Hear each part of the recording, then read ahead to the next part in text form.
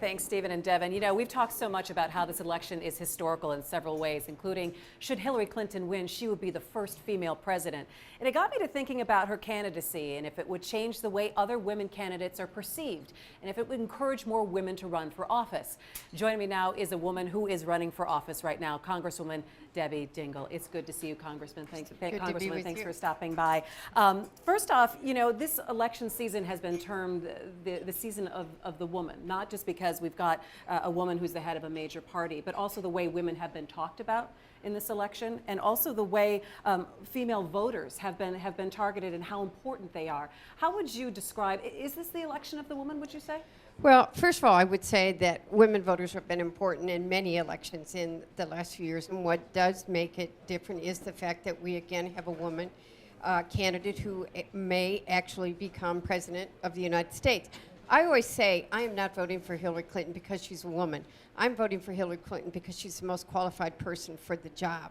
But I think Michelle Obama was eloquent at the Democratic Convention when she talked about this candidacy, and when we do elect her tomorrow, will mean that our sons and our daughters and all of our in the future never have to wonder whether a woman can be president of the United States again.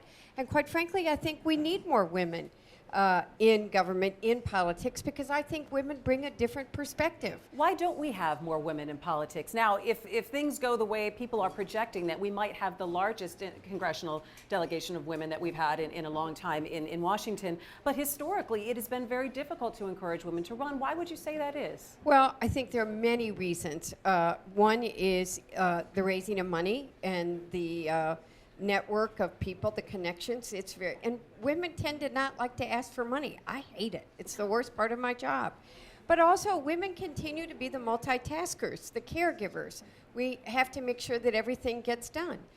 So I think a lot of women are reluctant because they think they have to do everything to put themselves out there. Though I think that's what makes women strong candidates, because they are multitaskers, and I think they try to solve problems, and we need more problem solvers. Regardless of party, do you believe that Hillary Clinton's candidacy has changed the way that people perceive women running for office at all? I think this election has been one of the most unique elections we have ever seen. I think that her candidacy is wrapped up in more than just gender. But yes, I do think that people see this is the most. Barack Obama said it today when he was in Ann Arbor, and he's repeatedly said it. This woman is more prepared to be president of the United States than any candidate in the history of the United States of America.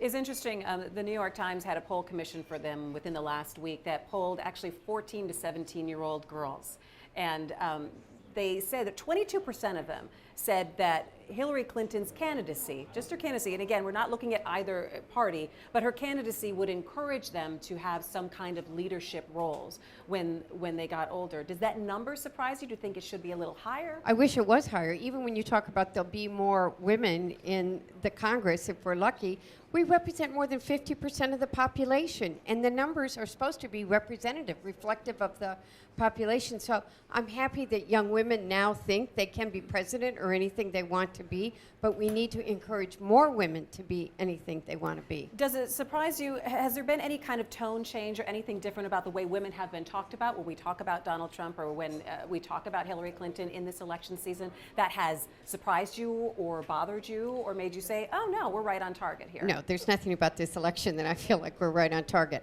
The thing that bothers me the most about this election is the lack of civility, the name calling. How is it? It's like there's a license to use language that's inappropriate. It is not okay to call somebody Miss Piggy. It is not okay to attack someone because of their sex. And you know, when you saw Michelle Obama, there are many women of my generation that remember what sexual harassment was like, and it's not okay, and I am glad to see women of all ages stand up and say, it's not okay, and that's what's wrong about Donald Trump. And I hope that we have a larger conversation about that in the coming weeks. Thanks so much. Congresswoman Debbie Dingell running for office. Thank you very much. All right.